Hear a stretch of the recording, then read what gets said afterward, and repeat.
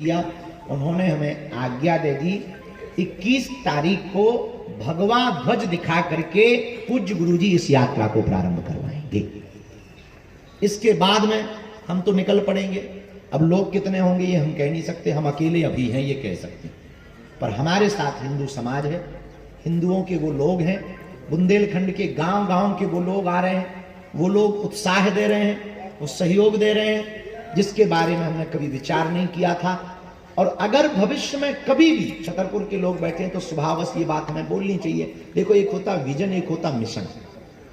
हमारा ये मिशन है और विजन भी, दोनों है। जैसे चंद्रयान एक मिशन था, वैसे ही हमारा हिंदुओं को एक करना मिशन है। ये जरूरी नहीं है कि हमारे जीते जागते पूर्ण हो, जब भी पूर्ण होगा तब पूर्ण होगा, लेकिन हमारे तन में जब तक मरते दम तक प्राण रहेंगे तब तक हम इस देश के हिंदुओं को एक करने के लिए, जात पात मिटाने के लिए यात्राएं करते रहेंगे और लोगों को जगाते रहेंगे। बाद में जब भी ये लक्ष्य पूर्ण होगा तब ये छतरपुर के लिए और बुंदेलखंड के लिए एक गौरव का दिवस होगा।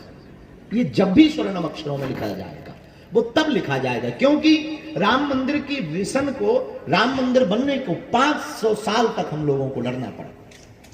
अनेक ऐसी परंपराएं हैं जिनके लिए बहुत लोगों को लड़ना पड़ा। कई साल आजादी के लिए भी कई सौ, लगभग 100 साल तो लड़ना ही पड़ा, तब जाकर के आजादी प्राप्त हुई। उसी प्रकार ये भी बहुत बड़ा लक्ष्य है।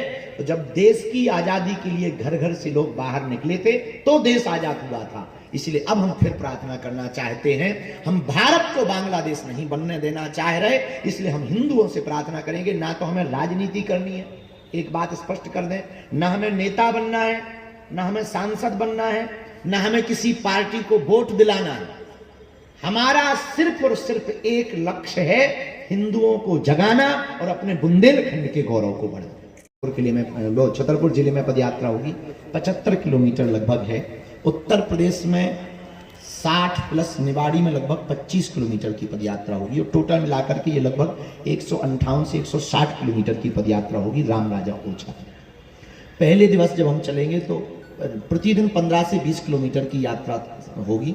इसमें मिलने वाले लोगों को जगह जगह रस्तों पर, क्योंकि बहुत समुदाय रहेगा, तो जितनी भी यथास्थिति संभव होगी इस पदयात्रा में आप कहेंगे कि इसको, आप पदयात्रा को सफल कैसे बनाएंगे, तो जगह जगह हम 7 संकल्प वचन हिंदुओं को दिलाएंगे। उनमें पहला वचन ये होगा कि अब हम सब हिंदू जात पात में नहीं बटेंगे, हिंदुस्तानी होकर के, हिंदू होकर के हिंदू होने पर गर्व करेंगे। ऐसे 7 वचन जो होंगे वो पदयात्रा के अंतर्गत 7 संकल्प उन लोगों को दिलाए जाएंगे। दूसरी बात,